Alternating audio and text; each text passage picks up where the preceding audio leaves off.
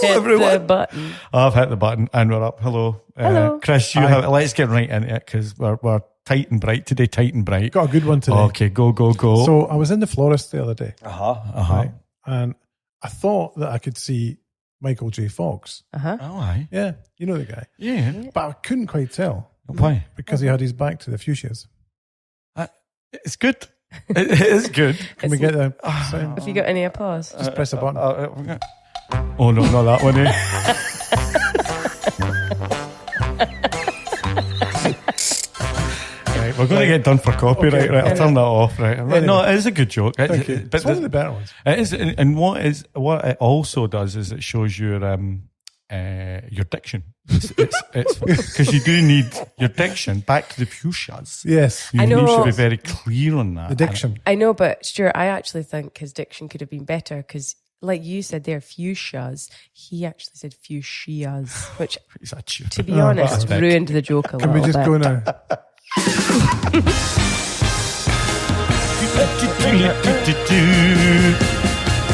Welcome to the Good Roundup. Good is a brand consultancy. We're based in the United Kingdom, and from time to time we will sit together and just chat about what is ripping our collective brand knitting. See, do you like that? Like it.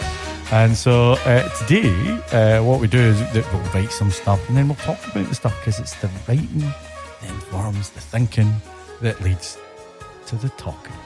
And so, what are you talking about? I've been on a course. genius, Stuart. I've been on a course, shop. Yeah.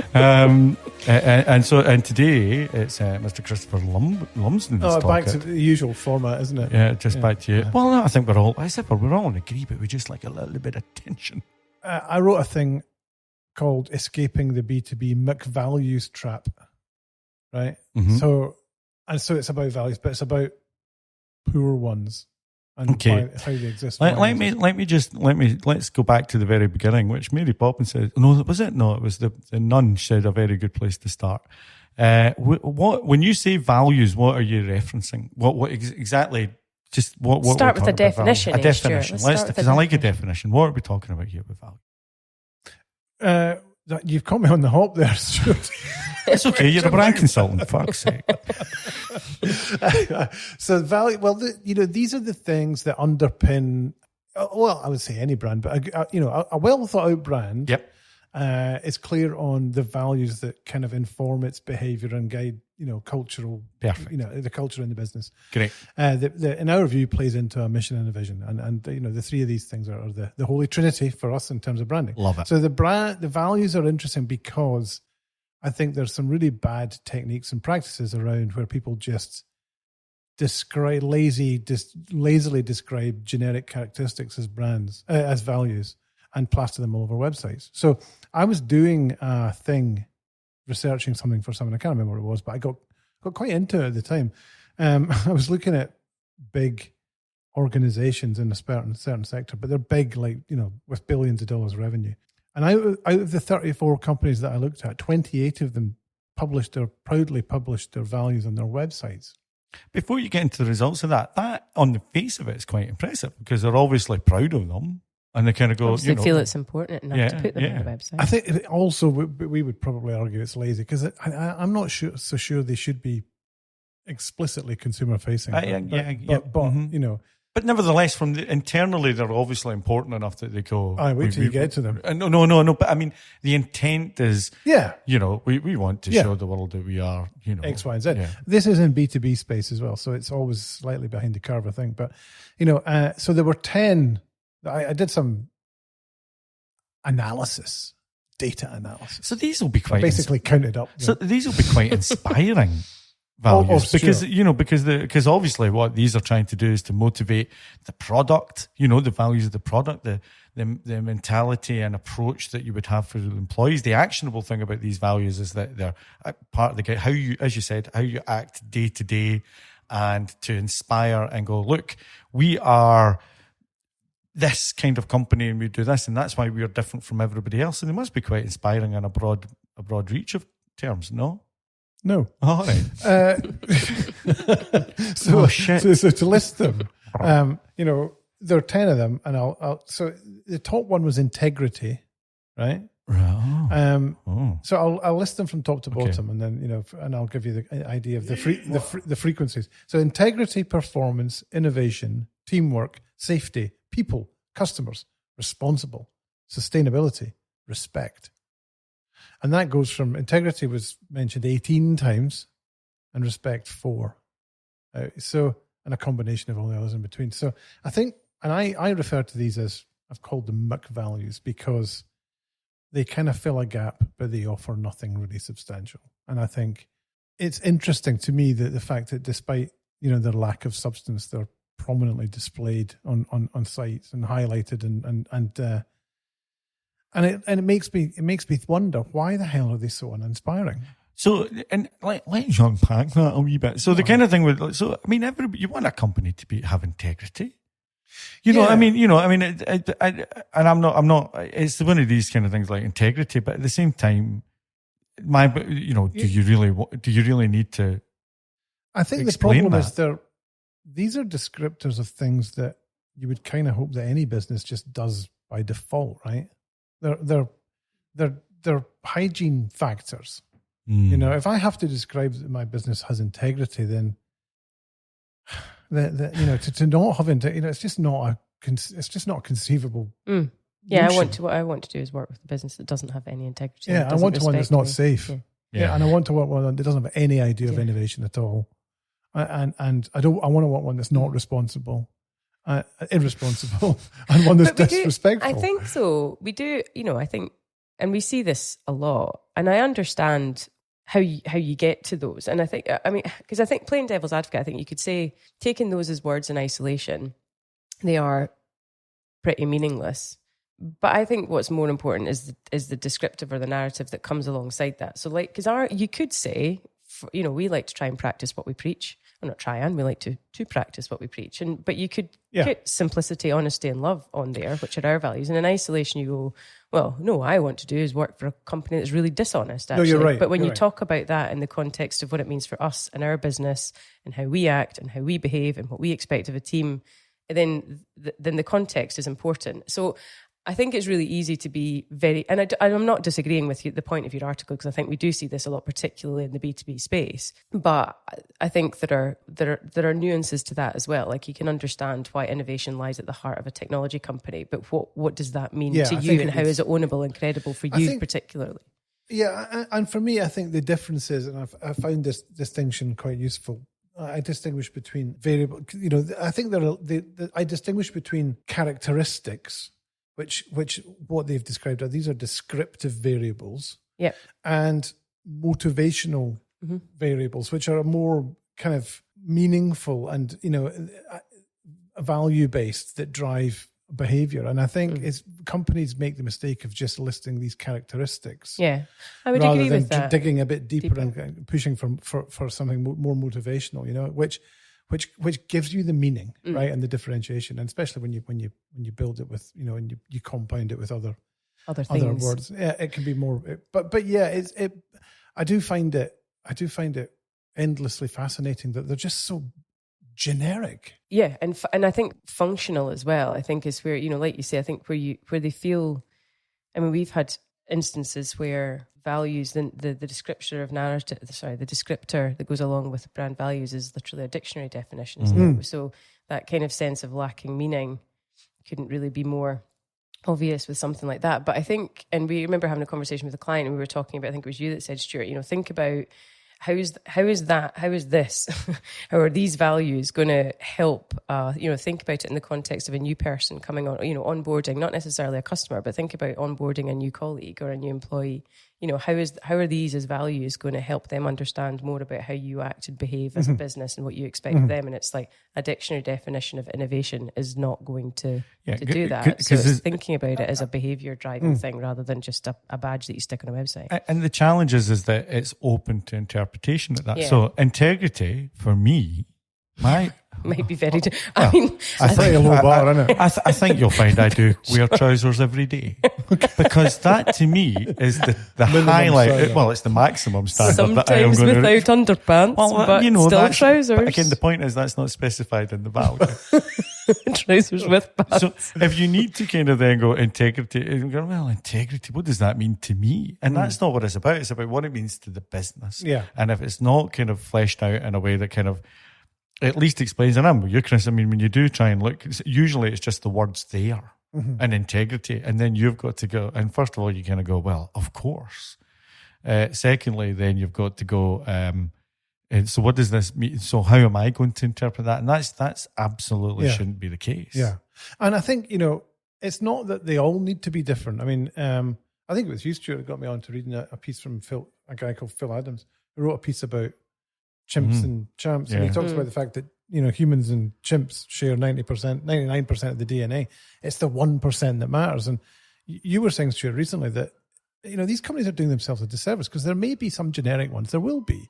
But there will be one or two that can really set alight, the distinctiveness of that organization, and they're just not trying hard enough. Yeah, because I was with a client this week, and they, first of all, they're kind of going, "Oh no, we're known for quality." Quality. I'm going, "Are you? By who? And is that something that's been? Is that an accepted norm inside the business that we're known for quality?" And then you've just kind of gone with that. Convinced yourself. And it's so while there's make values, there's also safety values. And I think some of these, it's like a big warm blanket. You go, no, people think we're good for quality, so it makes it easier. So first of all, you've got to get them tested. And also, when you actually talk to the people about, it's not quality, it's the way that they get to quality. It's the way they define quality. Quality isn't just that it'll last 5 years. It's, it's the old Steve Jobs thing. It's important what's inside, it's behind the device as much as in front of it. And there was an interesting story. I went, well, this quality is actually, and it's not the right word because I'm not the creative guy, but it's not exceptional quality, is not above and beyond quality. It's surprising quality sometimes. You go, so that's what you do? And you go, oh, yeah, that's what we do. Going, that's more than just the badge that you're sticking up there, quality. There's something deeper that we could get there and actually mind that is somewhat different from the because they've got a lot of competitors snapping at their heels that do not have that.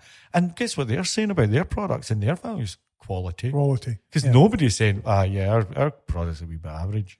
So you can use it to help differentiate. Yeah, totally. I mean, the next question I did ask myself was then, does it really matter? I mean, these guys are earning hundreds of millions of dollars, and if they're clearly doing something right. And the first question you got to ask is, what difference would it make?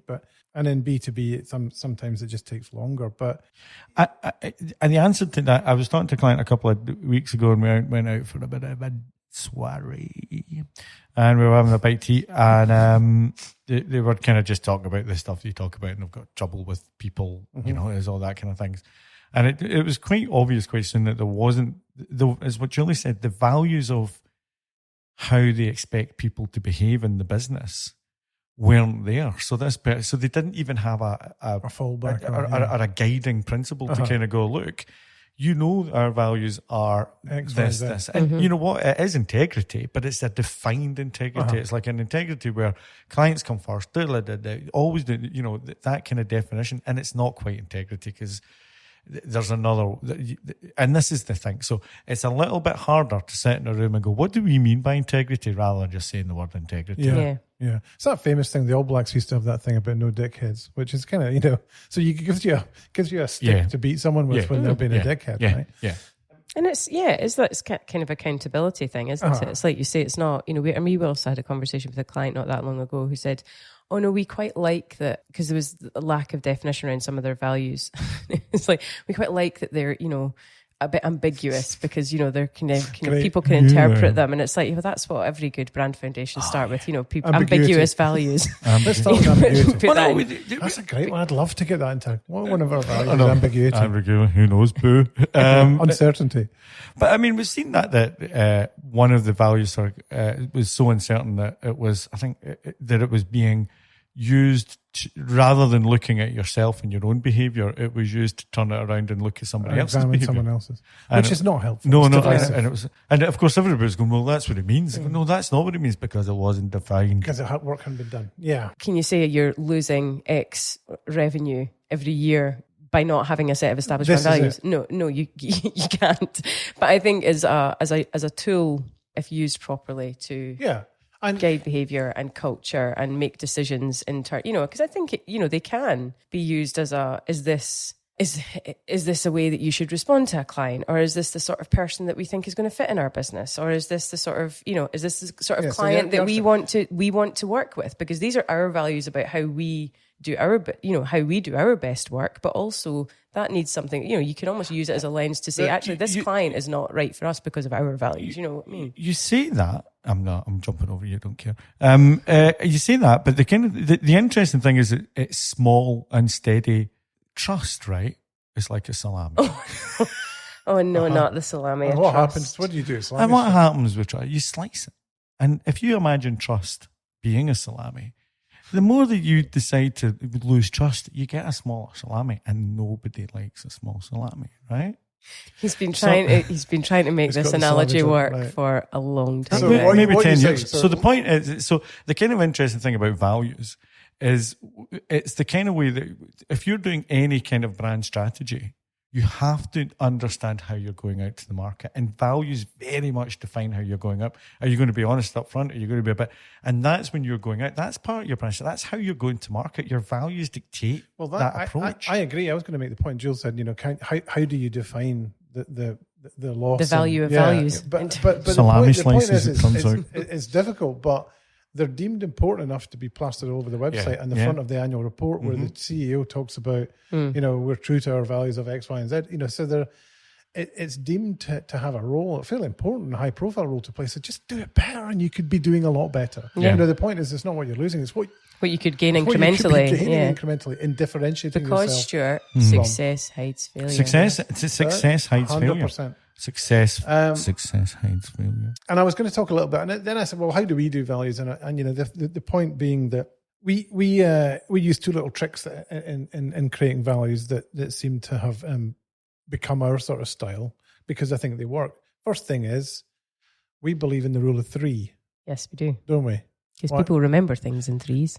And that's part of the problem. It's just with how your brain works. A lot of the times we see stuff from clients with values, and they go, here's value, we've got 10. And you're like, how do you remember 10? Well, you don't, is the answer. Yeah, you don't. It lives in a drawer. But that's something, sorry drawer. to cut over you, but I'm enhancing the conversation. I believe you're enhancing the conversation. Again, I think this is something that's particularly bad within B2B, because you can tell a million miles away when it's become a political people-pleasing exercise, where you're like, you probably started off with 3 and then it's gone to 5, and then you're like, oh, fuck it. And 2 of them Joe mean from the same accounts thing. wants it to integrity in there, integrity, slap it on. Please. Where the fuck's integrity? I think you'll find in accounts with integrity all day long. Why the hell's that not in the values? Hurry up. And there it goes in. It gets squeezed into a little brand donut and lives in the drawer. So 3, the rule of 3 is important. Secondly, what are you laughing at? What are you laughing at? Joe from accounts.